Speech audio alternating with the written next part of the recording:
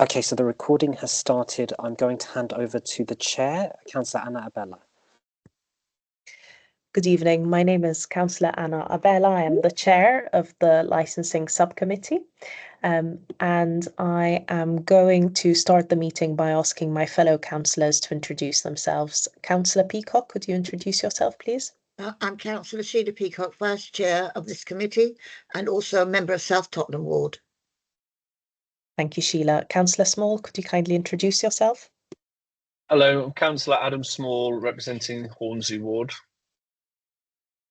Thank you. Could the legal officer kindly introduce himself? Yes, good evening. My name is Yisrael Greenberg. I'm a senior lawyer in the litigation team, and yeah, thank you. Thank you. Could the licensing team leader please introduce herself? Good evening. I'm Dale Barrett, the licensing team leader. Thank you. And could the committee clerk please introduce himself? I'm Nazir Chowdhury, Democratic Services and clerk to this committee.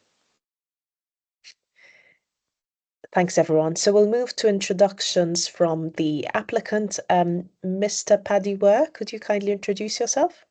Yes, hello. It's Paddy Ware. I'm a gambling solicitor representing the premise licence holder. Thank you. Do we have Darren Chongi on the call? It's Darren Hughes. Yes, I'm here. That's okay. I am the premises personal management licence holder for regulatory compliance for Chongi Entertainment UK Limited. Thank you. And do we have Mr. Butterworth on the call? Yeah, good evening, Chair. Darrell Butterworth. I'm an independent licensing consultant. Thank you. And is it Mr. Ware who is going to be making representations for the applicant? It is, yes. I do want to introduce Darren and Daryl and I'll get their names mixed up because they're so close, to just deal with some of the issues that have been raised in the representations. We can certainly do that. And then I just want to see which objectors we have on the call. Ms. Daguilar, I believe you're an objector from Public Health, is that correct? That's correct, Chair. Marlene Diagler, Public Health, Health and All Policies team. Thank you. Maria Ahmed, could you introduce yourself, please? Good evening, everyone. I'm Maria Ahmed, Public Health Officer. Thank you. We also had a resident who objected to this application, but I don't see him on the call. Do let me know if someone, he's not on my screen. Is that correct? Is the resident not present? He's not present that I can see, Chair, no. He hasn't actually indicated that he will be here this evening. Thank you, Dahlia. So in that case, I'll now move on to making you all aware that this meeting is being recorded and it will be available for public viewing. Clark, have there been any apologies for absence? No apologies for absence, Chair. All members are present. Thank you. And is there any urgent business? None reported, Chair. Thank you. Do members have any declarations of interest? No. No. Then in that case, I'll move to the summary of the procedure. The procedure for the meeting has been emailed to all participants by the clerk. For the purposes of any members of the public watching, we will first hear from the licensing officer. After that, the applicant will present their case. The objectors and the subcommittee will have the opportunity to ask questions. Then the objectors will present their representation and the subcommittee and the applicant will have the opportunity to ask questions. Please keep your camera on when speaking. All parties will then have the opportunity to sum up, and then the meeting will conclude to allow the subcommittee to deliberate and reach a decision. This decision will then be provided in writing within 5 working days of this meeting. If you wish to speak, please raise your hand and direct all communication via the chair. We will take all papers as read unless there is anything you wish to draw our attention to. All speakers will be allocated 5 minutes to speak. When speaking, please be succinct and do not exceed the allocated time unless you request for an extension of time, which is at the discretion of the chair. I believe we received a request for an extension of time from the applicant, and we have agreed to 10 minutes of speaking time for the applicant.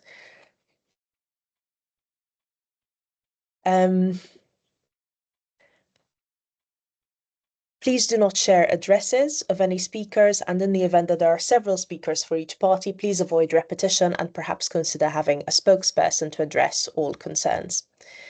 We'll now move to an application for the variation of an adult gaming centre licence at Little Vegas. Ms. Barrett, please can you introduce your report? Thank you, Chair. Chair, before we get underway, can I please draw the panel's attention to a matter that Mr. Were has raised, and he's asked to be able to present his thoughts to the panel this evening, Chair. Basically, Mr. Were has raised an issue relating to the representation submitted by Public Health. The email submitted from Mr. Were is making arguments that Public Health are not a responsible authority under the Gambling Act 2005, which of course the Act does not name them as a responsible authority, but he's also making the case, or wishes to make the case, that they are not an interested party either. So if you can hear from Mr. Were first, and then from Public Health also. Thank you, Dahlia. So, Mr. Were, if you could clarify your position, and then I will give Ms. D'Aguilar time to respond. Mr. Were, please. Yeah, thank you, Chair. I raised this in advance with Dahlia, and she's been very helpful in emailing me and putting this to you today. It's something that has cropped up in a number of cases around the country now that I am aware of, and some of the ones that I've been involved in. The issue is as to whether the statutory test is passed for Public Health to be an interested party. And obviously I'm not going to be popular taking this point, but it is very important, because where there is potential for an appeal going forward from this decision, either way, whether the application is granted or refused, it's important to adjudicate on the point in my submissions. The statutory test is under section 158 of the Act, and it describes the three categories of parties that can be interested parties under the legislation, and that's A, lives sufficiently close to the premises to be likely to be affected by the authorised activities, which clearly isn't the case. B, has business interests that might be affected by the authorities' authorised activities, which in my respectful submission, they are not a business which might be affected by the authorised activities. And C, represents persons who satisfy paragraphs A or B. And this is something that has been adjudicated on most recently in Leeds, and accepted that Public Health are not an interested party. You're assisted by your own statement of licensing policy at paragraph 11.2 on page 12, where it says that you will consider the examples of considerations provided in the Gambling Commission's guidance to local authorities, which I'll come on to in a moment, and then goes on to say that within the framework, the Council will accept representations made on behalf of residents and tenants associations. That's the only section that is detailed. Then moving on to what this section, so the guidance issued by the Gambling Commission states, that's at paragraph 8.16 of the advice to the local authorities, and it says interested parties can be people who are democratically elected, such as councillors, MSPs, MSSs and MPs, as persons representing individuals in the other categories. This would include county, parish and town councillors. Other representatives might include bodies such as trade associations and trade unions, and residents and tenants associations. A school head or governor might act in representing the interests of pupils or parents, and a community group might represent vulnerable people living near the proposed premises. So, Chair, the point that I'm taking is that in specific terms, Public Health is a responsible authority under the Licensing Act 2003. They haven't been deemed a responsible authority under the Gambling Act 2005. And in all of those circumstances, I am of the view that it would not be possible to admit them to these proceedings or any proceedings under the Gambling Act as an interested party. and it's important for clarity and for fairness that I raise this point at the opening, and I'm grateful that you've given me the opportunity to do that. Thank you, Mr. Ware. I'm going to hand over to Mr. Aguilar, then I'll open the floor for councillors to ask questions in case any of this was unclear, and subsequently I'll turn to our legal officer for advice. Mr. Aguilar? Thank you, Chair.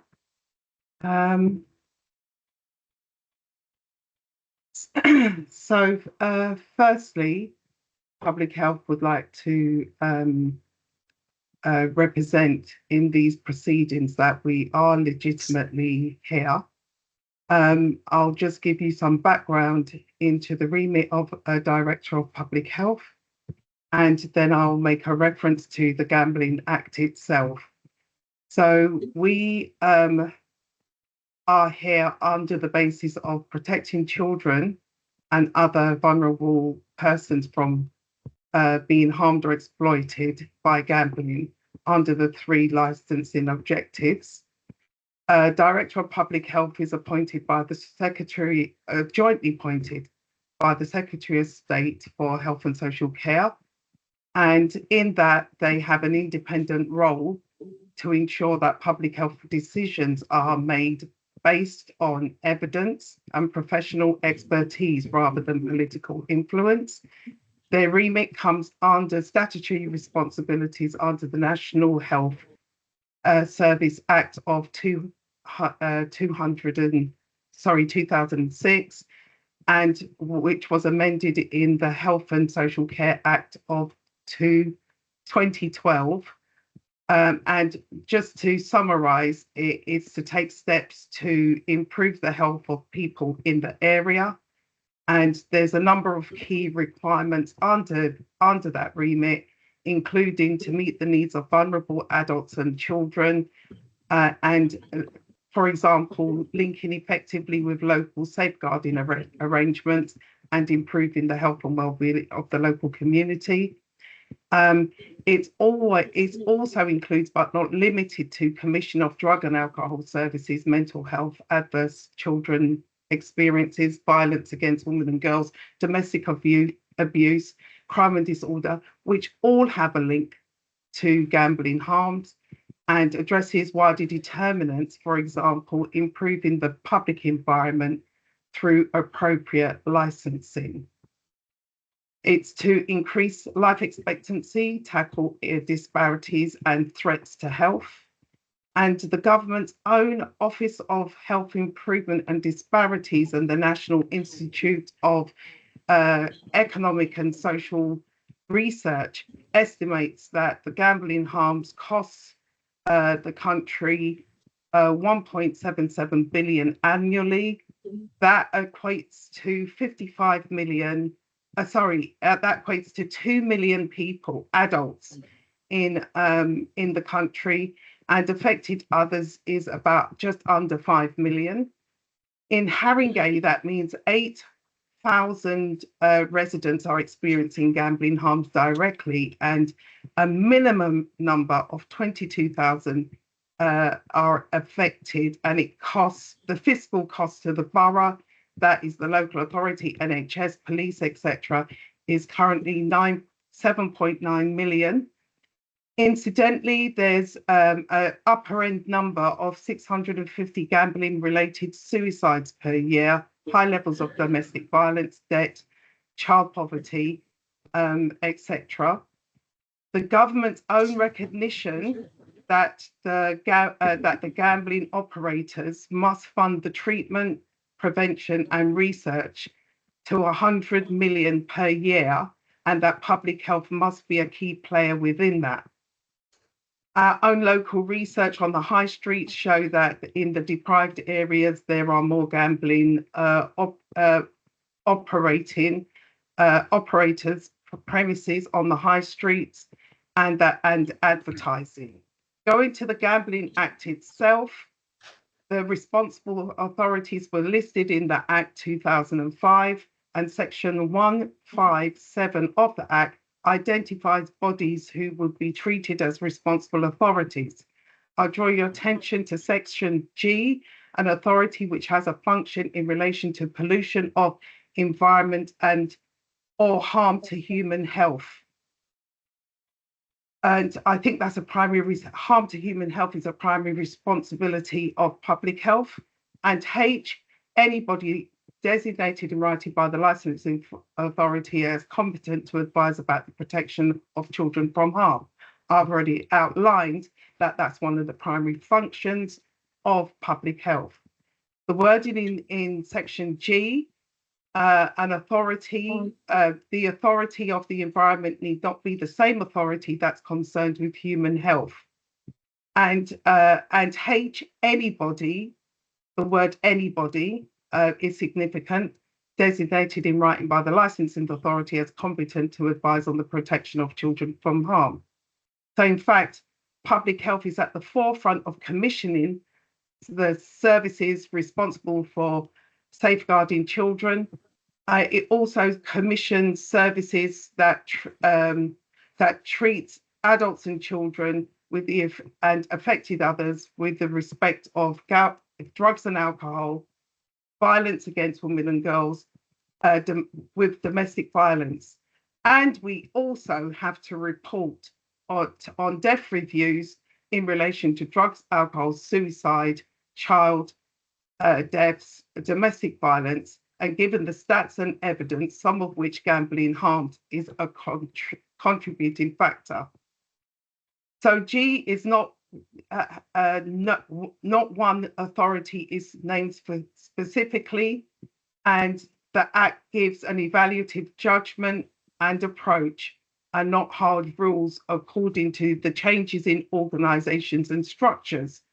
And over the time, even within the NHS, this is just an example, has had to change their names in terms of the community health function that became community health services, then the PCT, then clinical commissioning groups. So that's an example of having a broad name, and that prevents the Act of Parliament, Acts of Parliament to be rewritten and with costly and long delays of rewriting. So having broad names and such as G, harms to human health, and H, anybody that can look at the protection of children from harms. I think G and H covers quite succinctly that public health is part of a responsible authority. Thank you. Oh, sorry, can I just add that we have been representing presenting representations and presenting at hearings for over 8 years in Haringey. We've also had QCs, which are now King's Council, and they have never challenged us or obstructed us or tried to limit our representations in any way, and understand that the Gambling Act 2005 is very clear and accepts public health at these hearings in order to be fair and transparent and have these processes for all parties and evident. Therefore, our evidence need to be presented in order to protect our residents where they need to be protected, particularly children and vulnerable. Thank you, Chair. Thank you, Ms. D'Aguilar. I have two questions for Mr. Ware and one question for Ms. D'Aguilar. Mr. Ware, I have two questions. The first is it essentially your contention that the only parties who can make objections under the Gambling Act are those who live in the area, have a business in the area, or individuals who represent them, namely councillors, governors and school heads? Is that your position in summary? Well, that's a summary of what the Act says at the section that I read out to you, at section 158, yes. Section 158 of the Gambling Act. And my other question was, you mentioned a court case, I believe it was Leeds. Could you briefly in a minute or so summarize the case and what the outcome was? is very similar to this, where a public health representation was raised in relation to it was actually a betting application, and this was an issue that was argued in front of the licensing subcommittee, and the licensing subcommittee, with advice from their legal advisor, accepted that public health wouldn't be an interested party. And just sort of what has just been said to you, sections G and H that are attempting to be relied upon.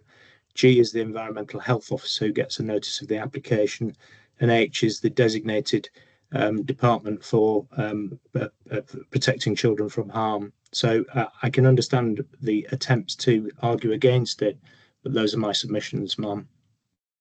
So Leeds is not a court case, it's a decision. No, it's a local authority. Yes. Okay, so it's a decision by the subcommittee of the council. I'm not aware that it's been adjudicated on in a court yet.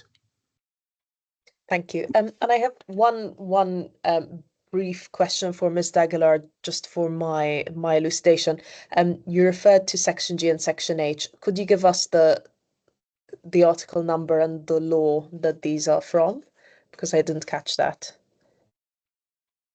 Gambling Act 2005. This is the Gambling Act 2005, and it's the list of responsible authorities, and it's section 157. Thank you. Thank you, that's very helpful. Councillor Peacock, Councillor Small, do you have any questions on this matter before we go to the legal advisor?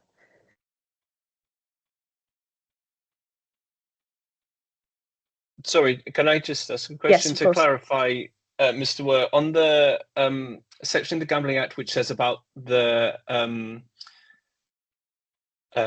those representing in either of those two groups? What was it in Haringey's licensing policy which made you think that excluded public health? Paragraph 11.2 will consider the examples of considerations provided in the Gambling Commission's guidance. So it pushes you towards the Gambling Commission's guidance. And then it says within the framework, the council will accept representations made on behalf of residents and tenants association. So the third section of that act, of that part of the act, sort of deals with those parties who can represent interests on their behalf. So, for example, if there were residents who didn't want to speak directly, but a residents association wanted to represent them, and that was the bit that I read out of paragraph 8.16 of the guidance issued by the Gambling Commission. 1 second.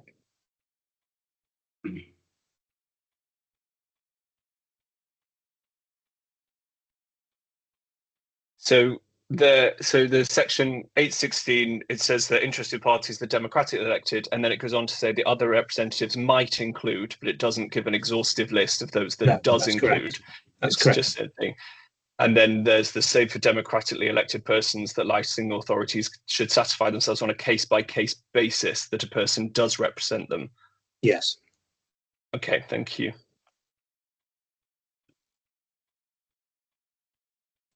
Thank you, Councillor Small. I'll now turn to our legal officer to advise us on this. Thank you, Councillor. May I just check whether you had wanted to consider this in a private session, or whether you'd like to hear my advice fresh and live in the public meeting? I'm entirely in your hands. The only thing I'd draw attention to is paragraph 60 of the local licensing rules. Says that if a private session has taken place and the legal representative has given advice on any point material to the decision, then the legal representative will summarise and read out that advice in public before the clerk confirms the decision. That's more in the context of a final decision. And as I say, I'm not sure there's anything specific that covers in the procedurals that covers preliminary points of law in this way. So I'm in your hands as to how you'd like it dealt with. I just wanted to check. Thank you. Mr. Chowdhury, are we able to proceed with the legal advice in the public session, or would you recommend that we take this privately? I think as a matter of caution, probably best to take it privately first, just in case. So what I would suggest is for the councillors and the legal officer to make their way to hang up the call and to make their way to the deliberation room. If you can't find your way to the deliberation room, that's fine. I will take you there myself, but do hang up the call, councillors and legal. In that case, would you send me the link, please, Naz? Yes, yes, Thank you. yes, I can do that. Thank you. Yeah. Thank you. But do hang up the call. Yes, we'll hang up. So the councillors will hang up now to go to the deliberation room. Do I click leave? Yes, councillor.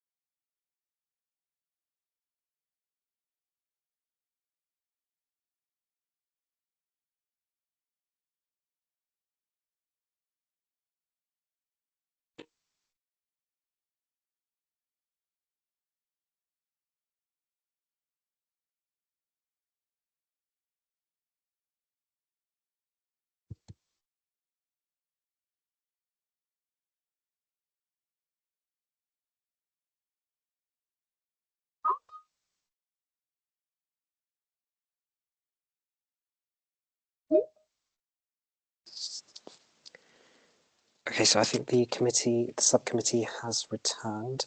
Councillor Peacock, Councillor Small and Councillor Abella are back in the room. So I'll hand over to the chair now, Councillor Abella. Thank you, Mr. Chowdhury.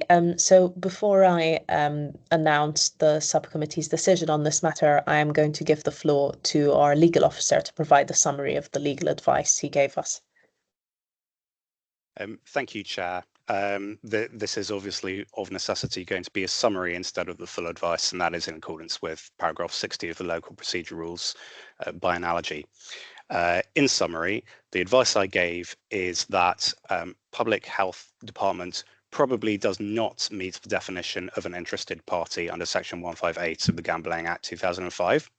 However, it probably does meet the definition of a responsible authority under Section 157, paragraph G, by virtue of being an authority which has functions by virtue of an enactment in respect of minimising or preventing the risk of harm to human health in an area in which the premises are wholly or partly situated. Although paragraph G also contains the words, the risk of pollution of the environment, it then says, or of harm to human health. And the advice I gave is that there is no reason that the harm to human health need specifically be environmental, and it is broad enough to include the local authority, the Public Health Department, which has duties under Section 2B of the National Health Service Act 2006. Notwithstanding Mr. Wurr's comments on that, that is the advice I have given. Although, of course, it is possible that there will be other considerations. And if I may, one point which I specifically brought to your attention, which I feel I should record as part of the advice I gave, is that it is arguable that the Gambling Commission's guidance takes a different view. In particular, paragraph 6.4 contains the sentence, whilst not being a responsible authority, many licensing authorities have found it beneficial to obtain advice from public health teams in informing the statement. This is the policy statement under the Act. You are required under Section 25 of the Act to have regard to the Gambling Commission's guidance. However, that does not mean you are bound to follow it in every respect, especially if, for example, the guidance for any reason contains an error or misunderstanding as to the law. So that is something that you should have regards to, and I've drawn that to your attention as part of the advice. But for the reasons I summarised earlier, my advice is that the plain meaning of Section 157, paragraph G, is plain and can include a public health department. Thank you, Chair. Thank you, Mr. Greenberg.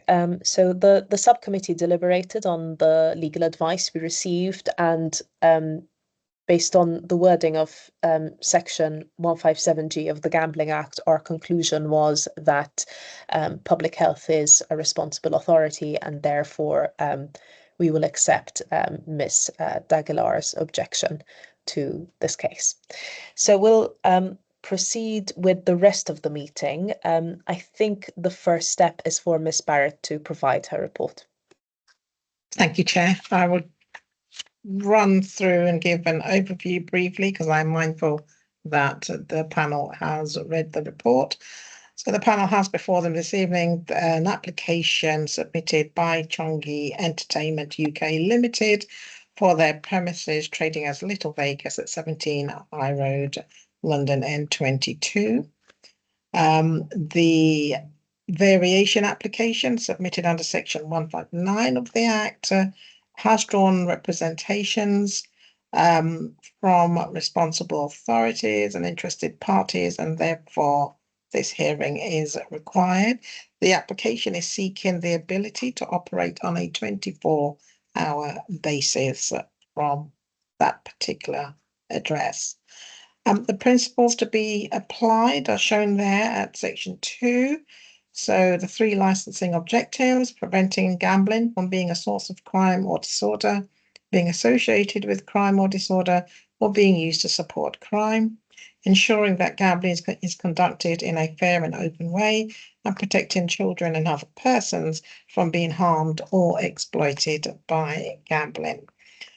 You'll find in the pack at page 7 the copy of the variation application submitted, and on considering the application, the committee or the licensing authority shall either determine to grant it or reject it.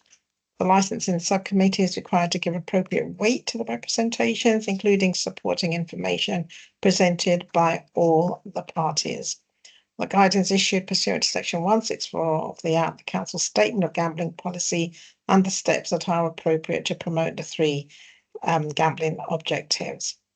Having considered those relevant matters, the licensing subcommittee is required to take the following steps as it considers appropriate for the promotion of the licensing objectives. The reasons for the decision. So in exercising the functions, the committee is reminded that of the aim to permit instead of the use of the premises for gambling insofar as the authority think it is in accordance with any relevant code of practice under section 24, in accordance with the relevant guidance issued by the Commission under section 25, reasonably consistent with the licensing objectives and in accordance with the statement published by the authority under section 349. The committee may not consider the demand for such premises for these facilities when determining this matter. In terms of background information, the premises already operates as an adult gaming centre, and at 5.3 you have their chair set out the ratio of gaming machines and so types of gaming machines that are permissible on such premises. For expediency, Chair, you do have the links listed in the background documents of the various documents and guidance that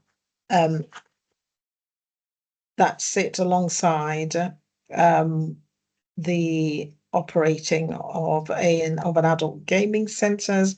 That's all the code of practice and the Gambling Commission guidance therein.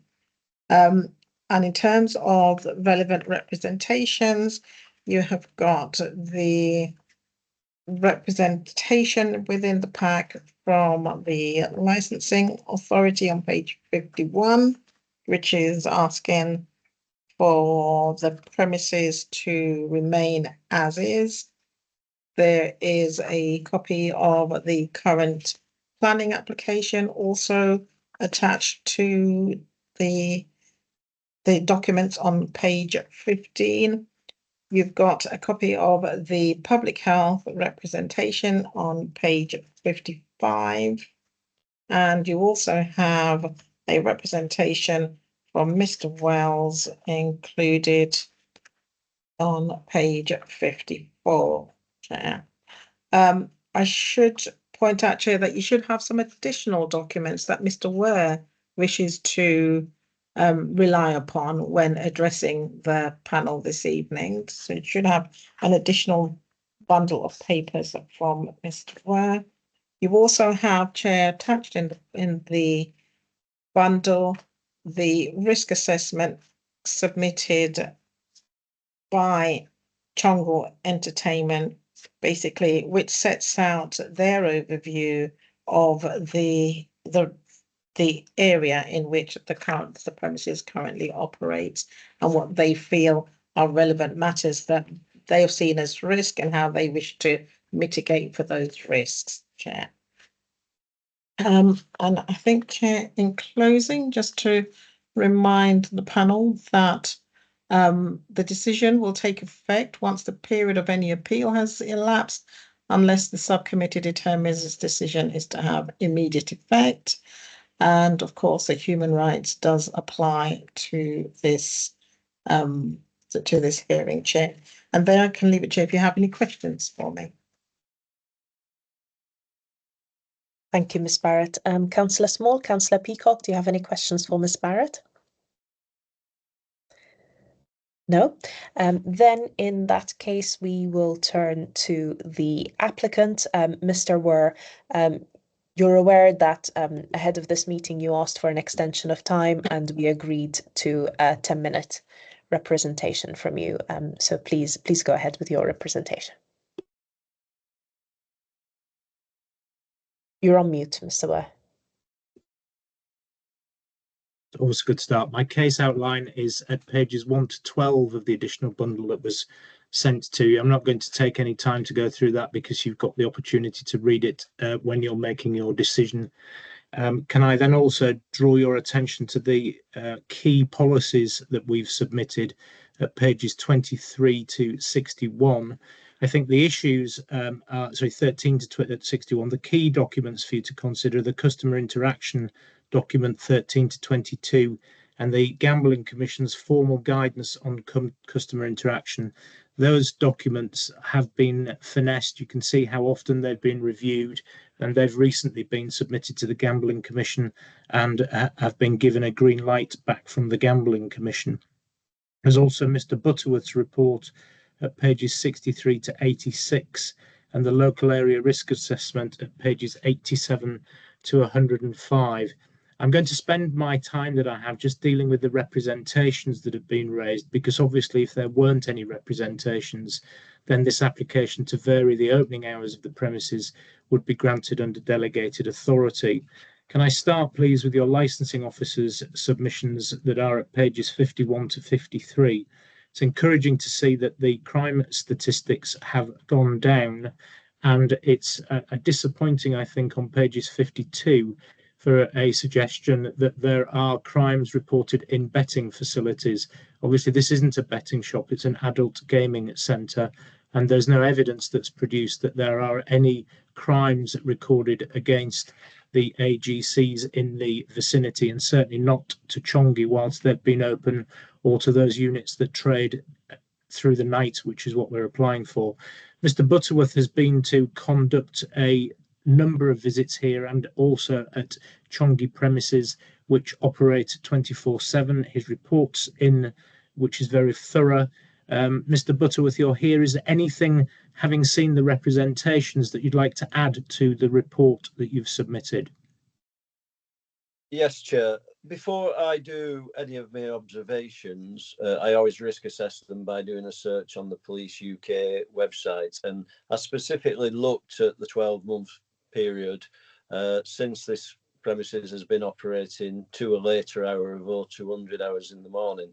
And although slight, the actual recorded crimes in that area are less than before the premises started opening till 2 o'clock. As Mr. Ware said, I've conducted 5 nights observations in March, 2 in Ilford, 2 in Walthamstow, and 1 night outside the Admiral on Wood Green.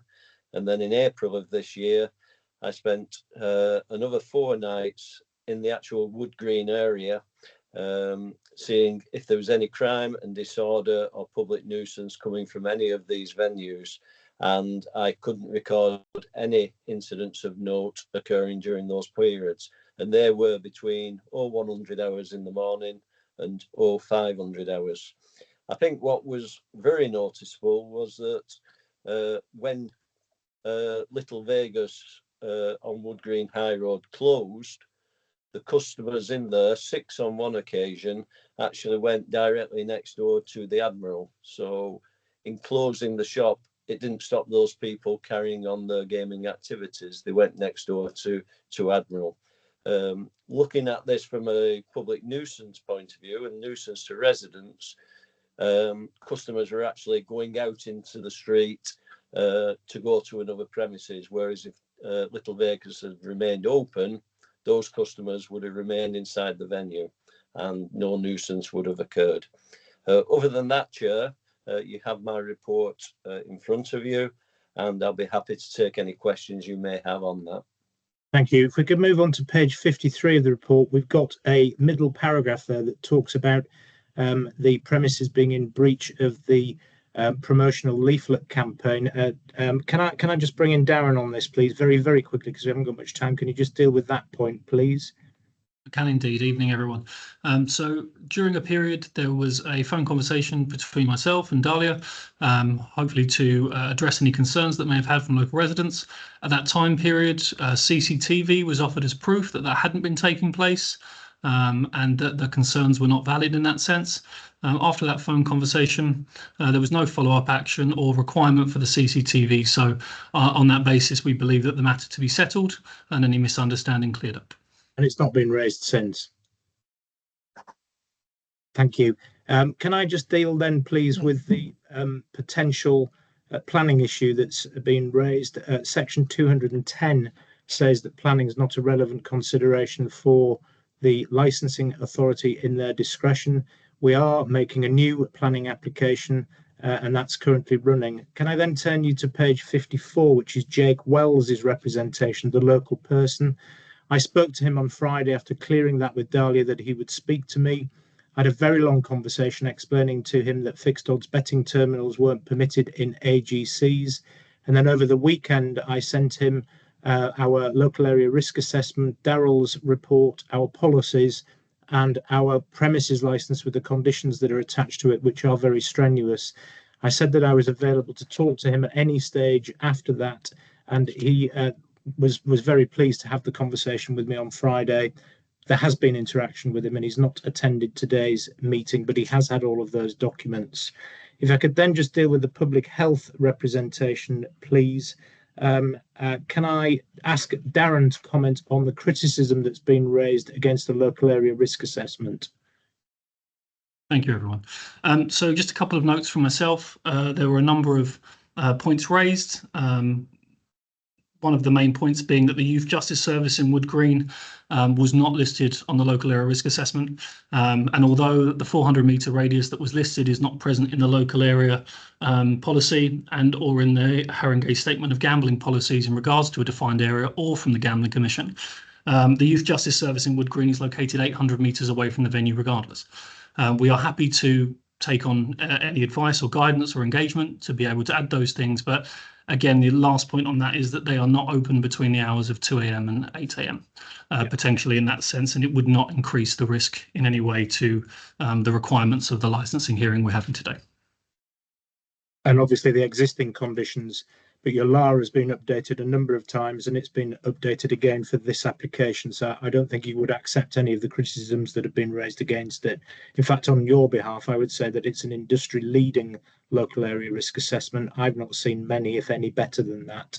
If we could then move over to page 57, please, which is what talks about the opening of the 3 that are there already that trade 24 hours and no evidence produced that they're causing any harm in crime terms or to vulnerable people. No suggestions that there are any children in there. And Darren, I think you can confirm that, again, obviously there won't be children trying to access your premises in the variation hours that we're asking for, but you have 100% track record in the test purchases that you organise at the premises. That's correct. We've had 31 test purchases over a 2-year period in all of our venues with 100% pass rate.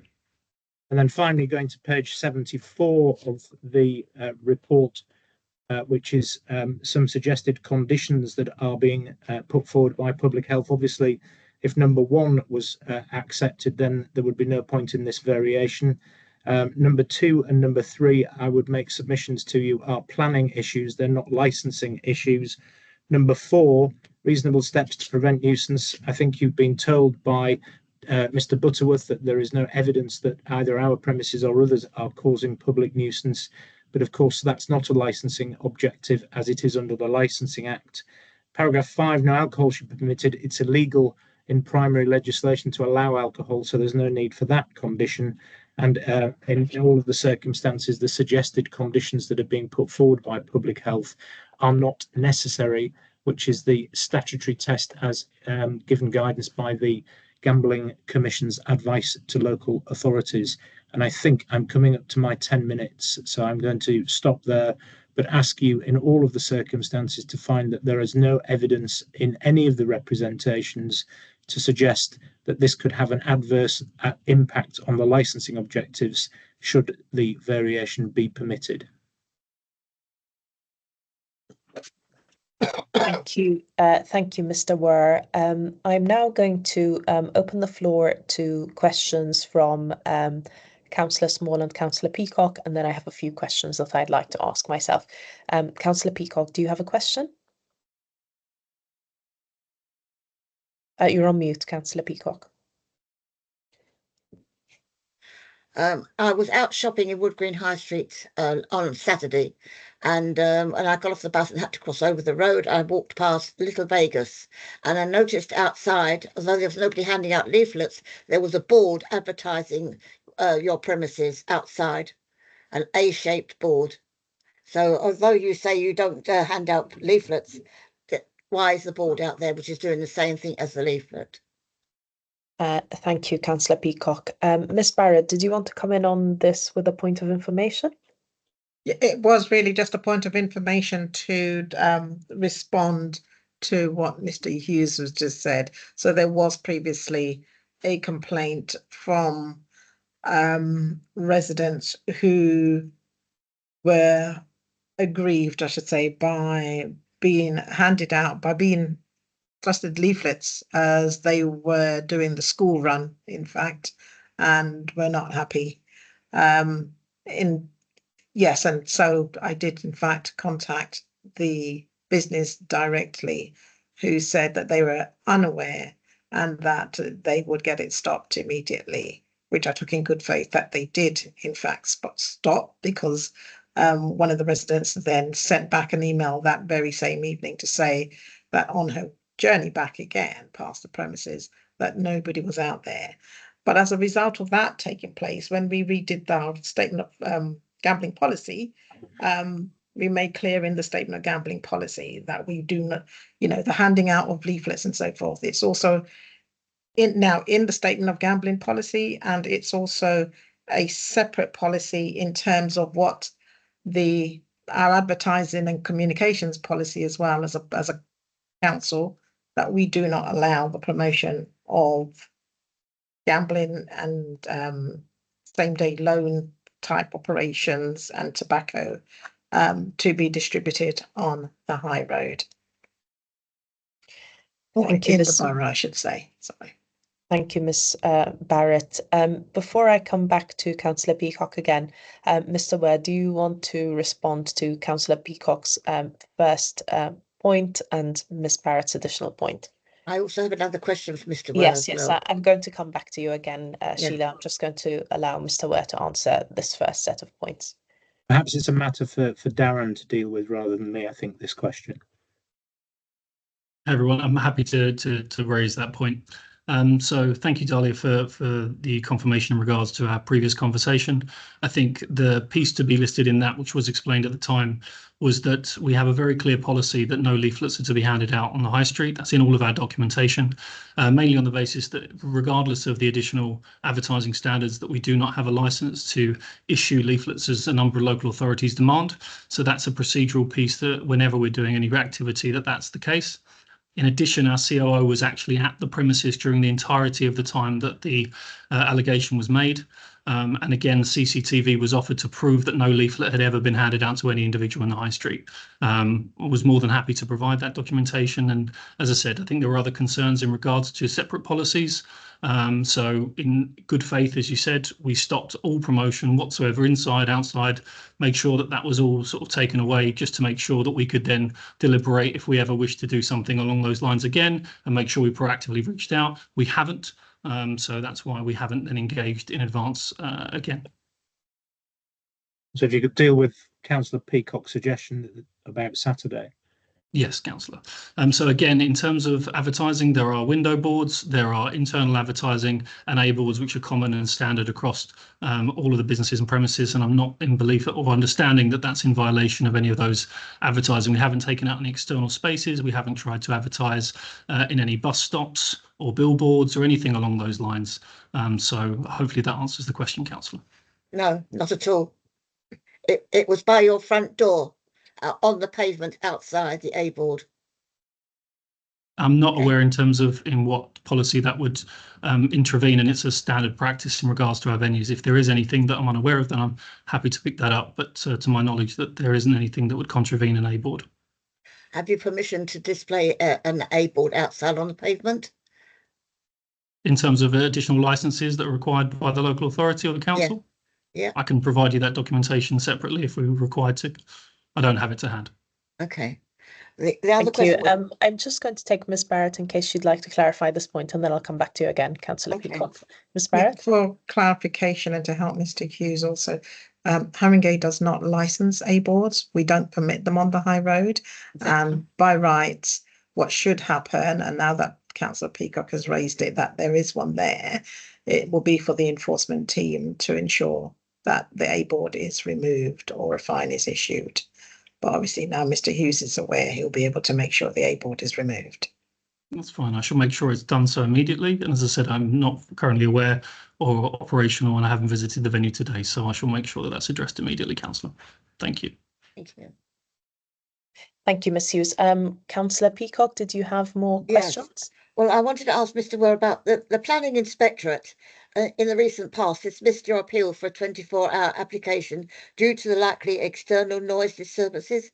How does your current application differ in a way that resolves that concerns held up by the inspector? Yes, there are additional evidence introduced into the new application that wasn't in the previous application. Mr. Butterworth's statement, which you have seen, also deals with the planning issues, and that has been submitted with other additional information. So the application that's been put in to deal with that again is significantly different to the previous application. So that application is currently running with that additional information within it. Okay. Also, you propose reducing restrictions that currently require 2 members of staff to be on duty in a ward with elevated, despite what you say, elevated rates of crime. Noel Park has got the highest crime level of any ward in the borough of Haringey. So how would you have single staffing anytime provide a safe environment? I really don't understand that at all. I don't know where that's coming from. We're certainly not seeking to have that condition amended. Condition 12 on the licence at the moment is there will be a minimum of 2. Yes, and that will continue should the licence variation be granted. Okay. Mr. Worth, sorry, I'd just like to add to that, if I may. Apologies, Councillor. We don't actually plan or budget for any single or manning or lone working in any venue that we have. So it's not something, even as a company policy, that we engage in because we understand the requirements to have 2 staff in every venue that we operate. Okay. Sorry, Chair, but I have 2 more questions, if that's Yes, okay go with ahead. you. About the public health critic on missing safeguards, your LARA doesn't mention any mandatory gambling breaks, maximum sessions, or ATM withdrawal caps, all of which are considered good practice in high-risk areas. Can you explain why these were not included and whether you would now commit to implementing them? I'll happily answer that question, Councillor. The LARA doesn't talk about internal policies such as our customer interaction policy, our social responsibility and compliance pack, where the training and additional staff training that's required under the licence conditions for the premises are also listed. And that training is given via those documents, via e-learning and via in-person training sessions. So the LARA specifically would not talk about that, as it doesn't in a number of occasions because they're covered in other policy documents. Okay. And you've already answered my other one about the planning thing, but your LARA was dated the 5th of March 2025. Since then, additional public health data has been published showing a further rise in rough sleeping universal credit claims in Noel Park. Have you reviewed or updated your risk assessment in light of this? No, Councillor, I haven't updated in the last 2 months. It is something that we look at regularly, and what we waited specifically for on the LARA was the updated policies of Haringey's statement of gambling policy and the local area profile that follow that as an Appendix 1, which we have then used, taking into consideration all of that data that is present there, and obviously then use that in conjunction with creating and generating the LARA. Can I also finally thank Mr. Butterworth for his very full report? It made very interesting reading, seeing how few people actually take up the facility in the evening and night. Thank you very much. Thank you, Councillor Peacock. Councillor Small, do you have questions for the applicant? Yeah, thanks, Councillor Peacock, as well, because that's quite a nice segue into mine. Mr. Butterworth, just to clarify, on page 65, point 9, you say, between 2013 and present date, I've conducted investigations nationally on behalf of operators. And 14 at the overview, I've been requested by Chongi Entertainments Limited to formalise an overview of my experience. Just to clarify, is it Chongi Entertainments that have commissioned this piece of work? Chongi Entertainment via Mr. Were have commissioned this piece of work, yeah. Mr. Okay. Were, Yeah. I'm not engaged by Chongi directly. So Mr. Were commissions your work to complete this report? Yeah. Yes. So yes, Councillor, if it helps, I've instructed Mr. Butterworth ever since he retired from the police and set up his consultancy. There are a number of consultants who work nationally. I've always found Mr. Butterworth to be completely honest, and if there's bad news, he tells you there's bad news as well. So I always recommend to alcohol, entertainment and gambling clients, if they need an investigation, Mr. Butterworth is the most reliable. So when we were looking at what we were going to be doing to vary the planning and the licensing, I recommended to Chongi that they should use Mr. Butterworth. I then instruct him to go out and do the groundwork that he's done, and that's the way that we instruct Mr. Butterworth. Okay, he's not given any direct instructions, for example, by Chongi to look at specific things. I give him a complete free rein. What I wanted him to do here was to be able to spend time within Wood Green, and also to go and look at some Chongi units that trade through the night, so you could have a proper good value judgment about any potential impact. So just on the good value judgment, because it seems to be the contention from the report that that there is no exacerbation of the level of crime in the area, but the data we have from those that aren't just on the ground for a couple of nights, but that the sort of more comprehensive overview is that particularly within the borough, it's the highest area for crime, and that it attracts particularly vulnerable people, and particularly at these hours in the night. We're aware of that from various bits of police data. But just to confirm, it's your contention that AGCs in particular, or generally across the board, have no impact on these levels of crime, that they're completely separated from any level of crime within the area? That wouldn't make sense. I'm not saying that there's never any crime at any of these premises ever. What I'm saying is that compared with other venues, such as alcohol-led premises, even bookmakers' premises, an AGC, because of the demographic that it attracts, you're over 30-year-olds, even up to 70, 80-year-old people going in there and using them. They're not the ones who are going out on the streets afterwards and causing the crime that you're clearly suffering in Harringay. And it's not my contention, it's the Police UK's website figures that show that recorded crime, and I know that's completely different to people's perception of crime, but recorded crime in that area has reduced since this venue has been operating till 2 o'clock in the morning. And the other thing, Councillor, just to finish that point, sorry to interrupt, but obviously it's important to note that your statutory responsible authority, the police, have not put a representation in to this application. So, you know, it's not just me and Mr. Butterworth saying this. Your local police licensing team haven't put a representation in, fearful that this would add to any crime in the area. Thank you, Mr. Butterworth and Mr. Were. As you've made mention of the demographic of the group going in here, so we're aware, because of the local area, that there is a demographic of vulnerable persons who may be exposed to various different behaviours or tempted by similar gambling organisations. Mr. Hughes, can I just ask what the specific training is that's been given to staff currently on the premises to address the specific local risks, please? Of course. So there are a number of policy documents which will generate risk in general, which will fulfill the obligations in regards to most requirements.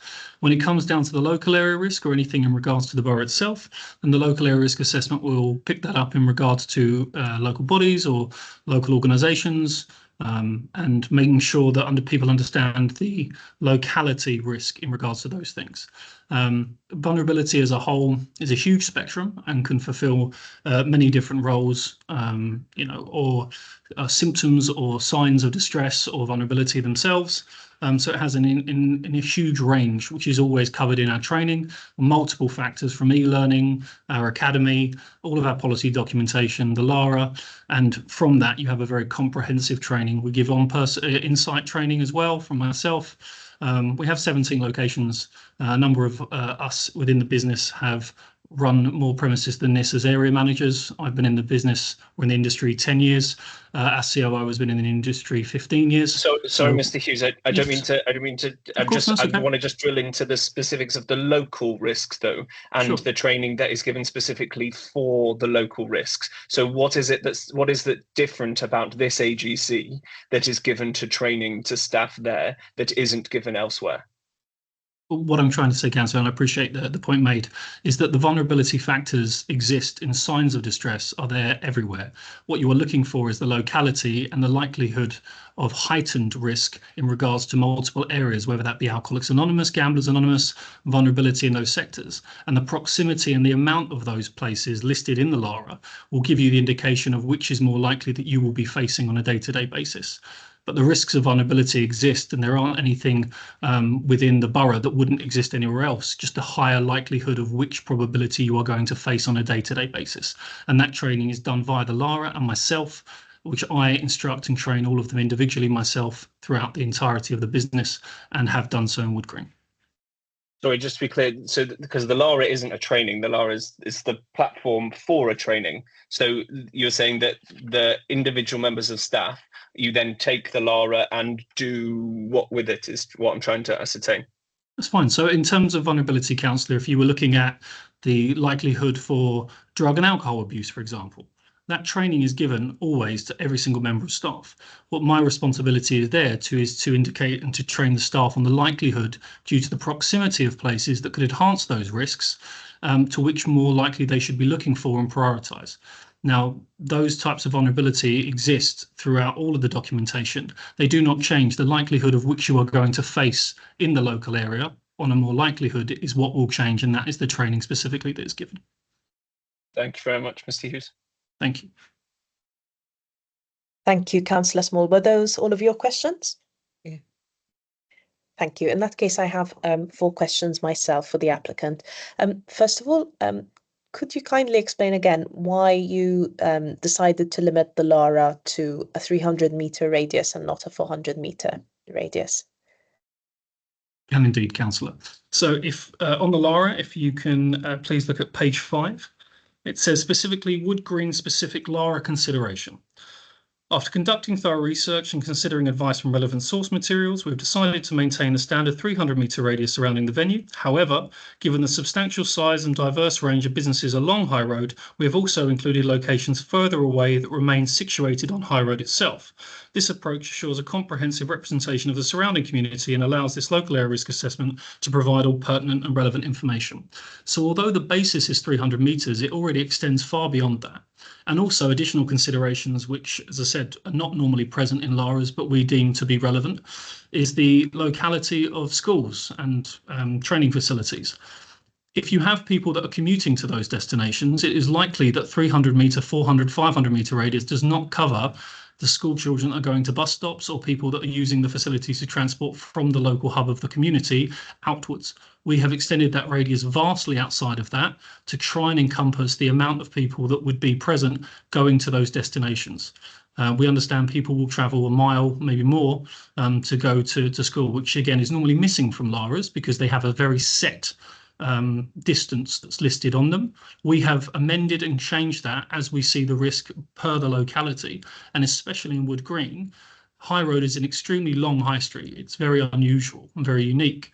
So we have encompassed that specifically in the category that states Wood Green specific LARA consideration. Thank you, Mr. Hughes. Thank you. In your representation, you addressed the fact that Public Health mentioned that the Youth Justice Service and Rising Green Youth Centre were not mentioned in your LARA. And if I understood correctly in your representation, you said that the Youth Justice Service is 800 metres away.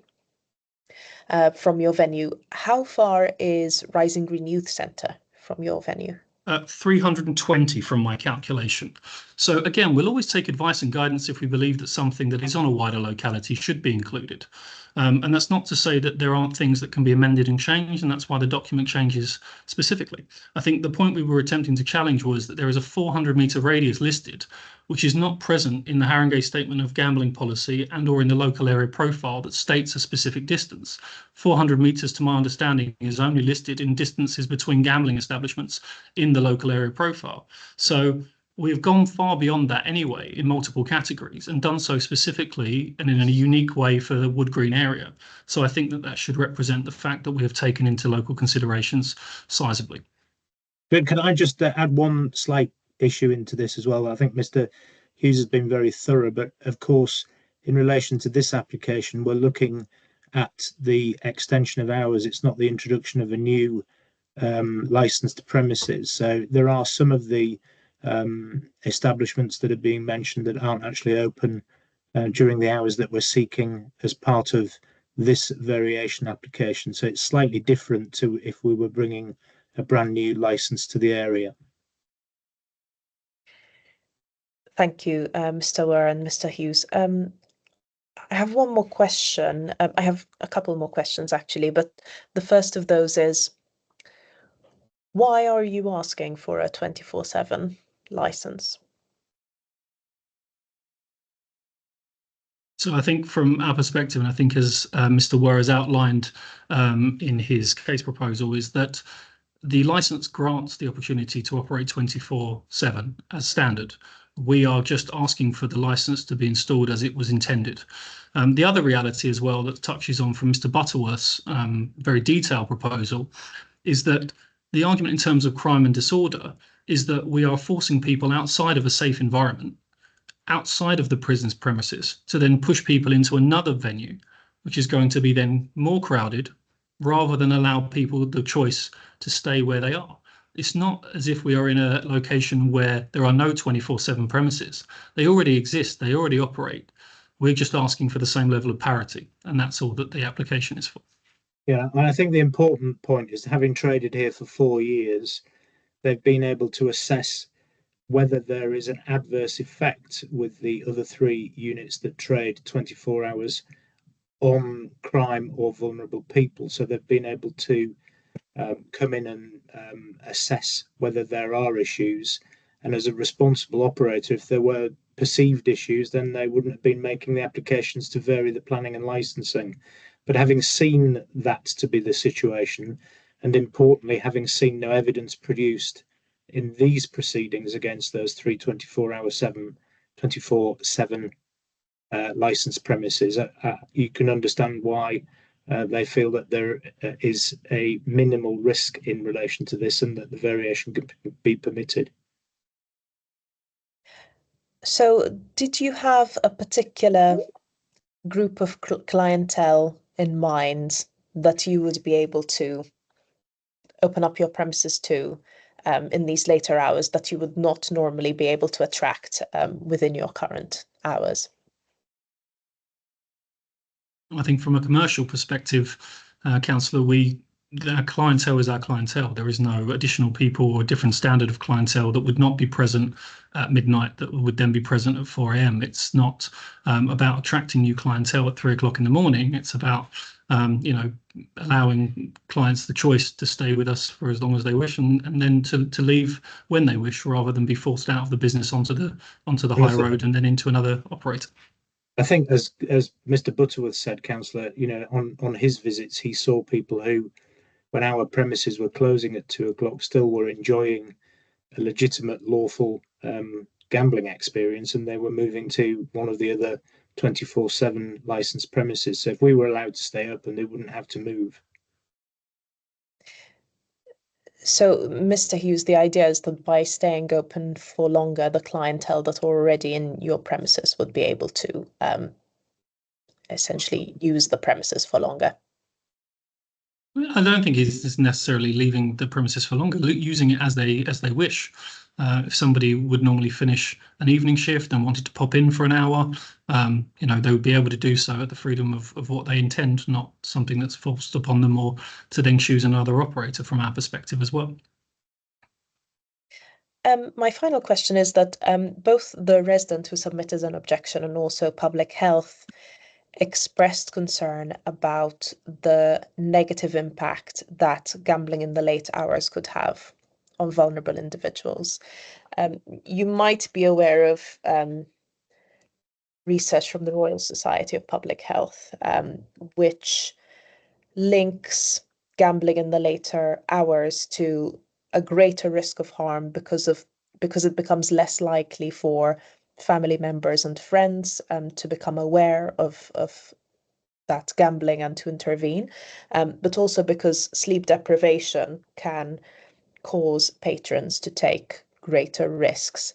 Is this something you considered when you made this application? We operate a number of venues in a 24/7 capacity, and although I understand the advice, the guidance, and then the research that's been provided, I would also understand that we live in a 24/7 economy. There are people that are finishing work at that time, and it is absolutely normal for them to go about their business, to entertain themselves, and to do anything that they wish to do with their time. There isn't a targeted approach to try and push vulnerable people into a premises or anything in that nature. I would also state the difference as well between betting premises and AGCs, and without taking up too much of your time, to understand that, you know, 2 staff members being present on the shop floor, interacting, engaging and observing customer behaviour, rather than 1 person sitting behind a glass screen, never engaging with their clients or their customers, I think is a much safer environment than any other facility you can have for gambling on the high street, and I genuinely believe that. Thank you, Mr. Hughes. And are you planning to modify the training you're offering to your staff in any way in light of the extended hours? Yeah, so again, night staff that we currently don't have because we have an extended evening shift for the staff members there. We have a night area manager, which is specifically tasked with the monitoring, the standards, the performance, the training, and we've invested heavily in that. We're only a business of 17 open locations, and to invest in a night area manager also shows our dedication to the fact that those teams are important to us, and the training they need to receive as well. I personally train the night area manager, as I do with the teams, and the day teams I train myself. I generate the policies as part of my PML holder. I train the policies out. I also have a HR director function within the business as well, and I'm responsible for the training and development for that. So for me, that works incredibly well, to generate the policies, to train them out, and to do that on the ground floor, which I think is a quite a unique situation to be in, which I'm quite proud to obtain for the business. Thank you, Mr. Hughes. Unless Councillor Small and Councillor Peacock have any further questions, I am going to ask Public Health if they have questions. If I am not mistaken, I can see someone called Ahmed who has their hand up, but I don't think they are a registered objector, so unfortunately I cannot take that question. Hello, sorry to interrupt. I'm Ahmed Abadi. I live on Waldegrave Road. And I wanted to know if it's possible for me to speak, if you permit. Unfortunately, if you haven't submitted a written objection within the deadline, you are unfortunately not allowed to speak in this meeting. Okay. Thank you. Thank you, Mr. Ahmed. Ms. Dagilar, Ms. Ahmad, do you have any questions for the applicant? I think, Chair, the question that the thought that we had when we saw the 24 hours is that we've got children coming out, going to school at between 7 and 9, and our concerns are that if this 24-hour license, we've already had qualitative research to show that children are frightened when they are met with people who've had losses, who come out of the gambling establishment. We've had focus group for residents, Gambling Harms, who've mentioned the same, and We do hear all the time that this is betting Mr. shop. Aguilar, what is your question, please? So the question is that don't Chongi Entertainment believe that children are involved in this because they haven't even been acknowledged that there's an issue? Well, if I could just deal with that, I haven't seen any evidence produced that this is an issue that's creating a problem with the other 3 premises that open at that time. And I think critically, we've highlighted our policy in relation to children, and also in particular to underage people in the venue, and the fact that we've got 100% success rate in our test purchases, which are undertaken by an independent organisation. So I haven't seen any evidence that's been produced by anybody, either in advance of this hearing, to suggest that the children would be put at risk if our application for our premises was permitted in the variation that's sought. Thank you, Mr. Ware. Councillor Small, do you have a question? Yeah, thank you. Just clarifying that, Mr. Ware, because as it's my understanding that it's not on you as an, it's not on the licensing authority to demonstrate evidence in other areas. It's on, because of the licensing variation application you've made, in which it's been identified that of the risk of vulnerable persons, part of an assessment, an accurate assessment of extending the licensing before 8 a.m. would include the vulnerable persons of young people, as Ms. Aguilar just highlighted, going to school and operating in the area in the morning.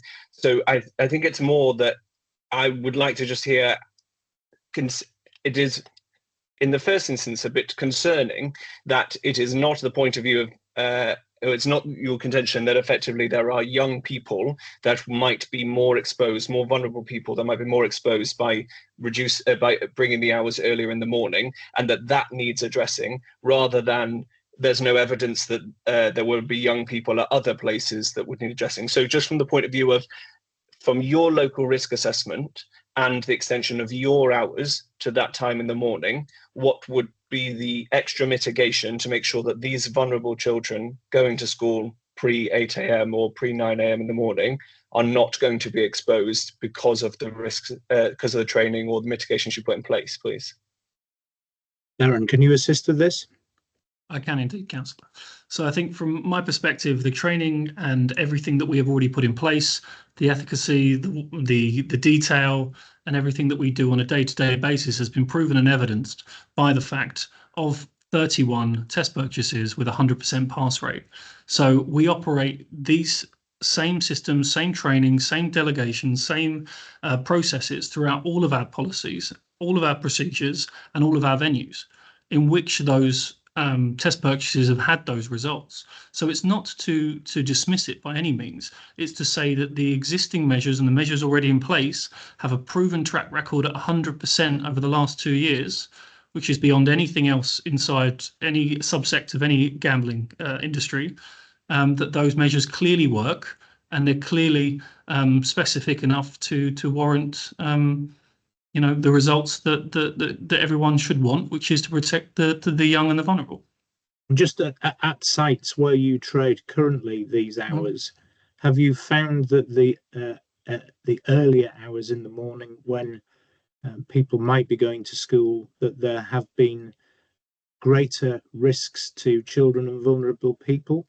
Has that been something that you've seen exhibited in your other units that trade these hours already? No, it's not taken into consideration in terms of the Challenge 25. There's not a huge uplift. We do specific training for things like half terms and school holidays, where there could be an additional metric for that, but not the that time in the morning, specifically from 7 to 8 a.m. as someone previously mentioned. Thank you, Mr. Hughes. Ms. Aguilar, did you have another question? It was following on from the point that Mr. Hughes mentioned the test purchases. My question wasn't in relation to test purchases. It was in relation to focus groups that we have run with children in primary school, And we have also run specifically on gambling harms. The focus groups we ran with children was to look at their journeys to and from school and what did they feel was unhealthy and how did it have an impact on them. And children mentioned that, and their parents, because we also interviewed parents, that the impact of people experiencing losses coming out of gambling premises and being aggressive to passers-by, and they could be random who they are. They weren't directed at children, but how frightened children felt. And that was primary school children and even children who had to go to school by themselves.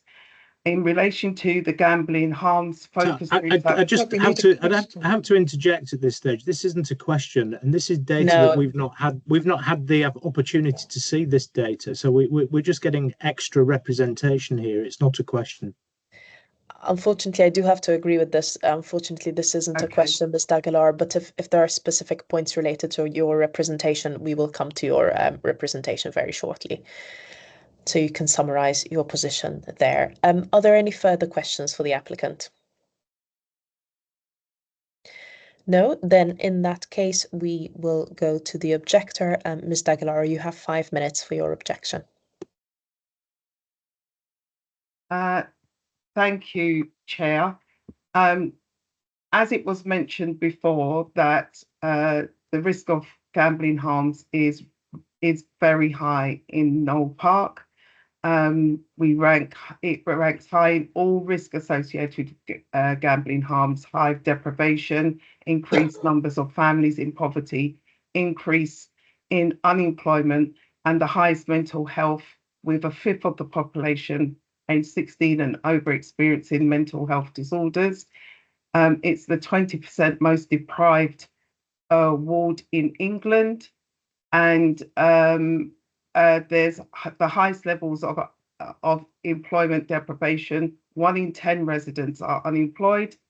There's 1 in 5 residents receiving a universal credit in the area, and it's got the highest concentration of rushed sleeping. It's got the highest rates of crime in the area, including theft, and which is one of the most common offences committed by people experiencing gambling harms. And that comes from GamCare, and that's in order to pay off their gambling debts and further fund to continue gambling. We have over a number of Haringey residents, over 116,000, and 10,000 young people aged 16 to 24 that takes some form of gambling base. And the cost to Haringey is 7.9 million, as we mentioned before. The associated harm in Hornsey and Wood Green wards collectively is over 2,232,000.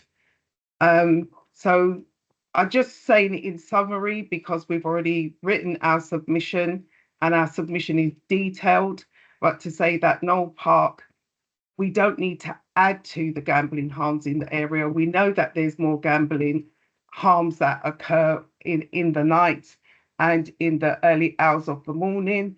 And as it was said by the chair, I believe, that sleep deprivation does increase the risk. We do have to take into consideration these gambling harms. We do have to take them seriously. And we would still object to the extension of the 24 hours. Thank you. Thank you, Ms. Aguilar. Councillor Small, Councillor Peacock, do you have any questions for Ms. Aguilar? Yeah.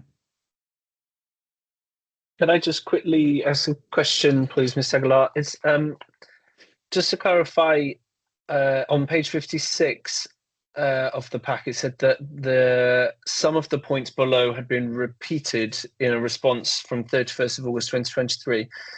Was it raised with with Little Vegas when in their last application about no mention of Rising Green Youth Hub?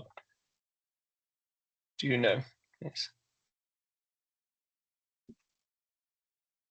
Sorry, can we ask Maria, because you looked at this in detail? Yes, that's fine. Thank you. Maria?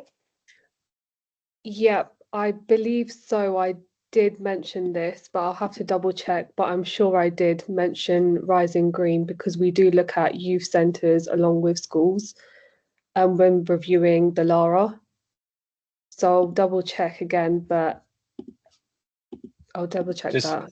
Just to cover, so this was mentioned in 2023 as well as, because it's definitely mentioned in the current pack. It's just whether it was also because it just says that as some of the points below have been repeated, but it doesn't say which ones were repeated. Yeah, I can get back to you on that, Councillor. That's okay? Yeah, that's okay. Thank you. And just a question then. No, that's fine. I'm all good. Thank you, Chair.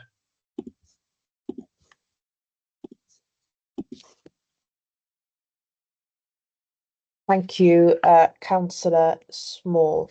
I might come to a question later on, but I'm looking for the quote I earmarked. So, Ms. D'Aguilar, did you want to come in? It was just a point of clarification that one of the that we did mention the 300 meters at the time of the original. Yeah. Thank you, Ms. D'Aguilar. Does the applicant have any questions for Ms. D'Aguilar? No, thank you. No. Then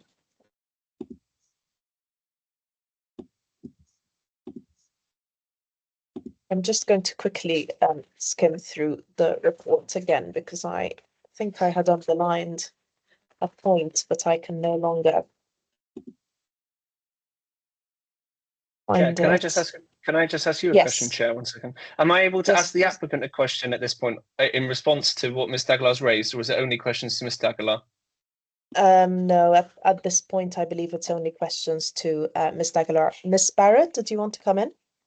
Yes, Chair, thank you. In response to the query Councillor Small just raised about the previous representation from Public Health, I can confirm that in their previous representation, they did mention educational tablets within 200 meters were not listed. An applicant should have considered 400 meters, and Rising Green was also in the list of youth centre missing from the document submitted as well at that point. Thank you. Can I ask just a question? I know, is that all right? Yes. Thank you. And Ms. D'Aguilar, just has it's because if the previous under the previous application, it seems that the risk assessment didn't adequately. Well, I'm not going to make assumption, but that if the risk assessment in the last occasion did not warrant the 24 hours, has there been engagement with you guys as Public Health from the applicant to try to address any shortfalls or to make sure that the proposal is as strong as it possibly could be? Any engagement from a sort of health perspective of the vulnerable persons?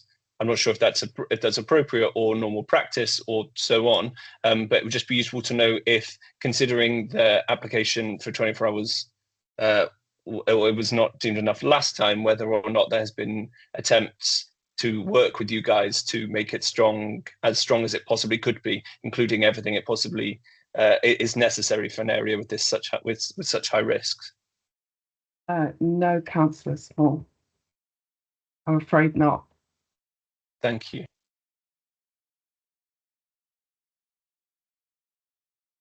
Thank you. Are there any further questions for Ms. D'Aguilar? No, in that case, we will move to a summary of the position of the parties. Mr. Were, could you briefly summarise your position? Yes, my conclusions are detailed in my case outline at pages 11 and 12. I would ask you to consider that again and go back to what the primary legislation says in relation to applications and to variations. I think it's important to note that we've traded here for 4 years. There has been much talk about the local area risk assessment, and Darren has highlighted to you that whilst an initial 300-metre radius was used, they have looked at the linear nature of the street and gone to circumstances that fall outside of that 300-metre radius. And the operation of this company has produced a local area risk assessment for the original application. There hasn't been any suggestion that we've breached any of the licensing objectives since we've traded through that period. And I think it's really important to note the training documentation that we've produced, and in particular the fact that we follow the Gambling Commission's guidance, which is highlighted at pages 51 onwards in relation to interaction with vulnerable people. This is the only operator that I represent that goes as far as using that Gambling Commission specific advice, and they regularly update their training records, their training documentation. And as Darren has said to you, it's his role within the organisation to ensure that that training is undertaken and that any local risks are highlighted into bespoke training in that particular area. I'll just go back to the planning permission situation and remind you again that under the Act, planning and the likelihood of whether the planning extension will be granted is not a consideration for the committee today. What I would say is we've got Mr. Butterworth's report that supports my contention that this application would not adversely affect the licensing objectives. He's been very careful in assessing both this location and premises where my client trades 24/7 already, and he gives you a clean bill of health. And I would ask you to give great weight to that because of his background as an ex-senior police officer. Jake Wells' objection, as I said to you, I spoke to him on Friday. I provided all of the documentation on policies and training, the local area risk assessment, the current license with all of those conditions attached to it, and had a very good chat with him on Friday. A lot of what's been said to you by public health in relation to thefts, to support gambling habits, and a lot of the other issues of sleep deprivation potential and issues in relation to this application. I have to say I'm not backed up with empirical evidence. I've not been provided with any evidence to support those suggestions that are raised to you. And you'll be aware of the High Court case of Thwaites that talks about the need for real evidence, probative evidence. And I go back to the aim to permit section of the legislation and say to you, you've got a quality operator here who's got the best systems, the best training packages, the best assessment of anybody who's vulnerable. No evidence to suggest that they've caused any difficulties, and no evidence to suggest that they've caused any difficulties in other locations where they trade the hours that we're seeking here today. And again, no evidence to suggest that those that are already trading those 24/7s in this location are having an adverse effect on the licensing objectives. And it's on that basis, Chair, I commend the application to you and ask for it to be granted. Thank you, Mr. Ware. Ms. D'Aguilar, could you sum up your position? I have no further comments, Chair. I think what I've presented is very comprehensive in the report, and I know the time is fast spent, so I will appreciate your time. Thank you, Ms. D'Aguilar. So in that case, it falls to me to remind you that the committee will now deliberate on its decision, and this will be provided within 5 working days of the meeting. Thank you, everyone, for your time. The meeting has now come to an end, but of course, the committee members will stay on to deliberate. Thank you. If the meeting is finished, can local residents speak? No. No, the meeting is now finished. If it's finished, can local residents speak because they weren't allowed to speak in the meeting? No, there was a Mr. Ahmed. There was a time period within which you could have submitted an objection, and if you had submitted an objection within that deadline, you would have the right to speak. But unfortunately, as you did not, I cannot grant you the right to speak. The meeting has now come to an end. Thank you. Thank you. Good night. Good night. Thank you. Thanks.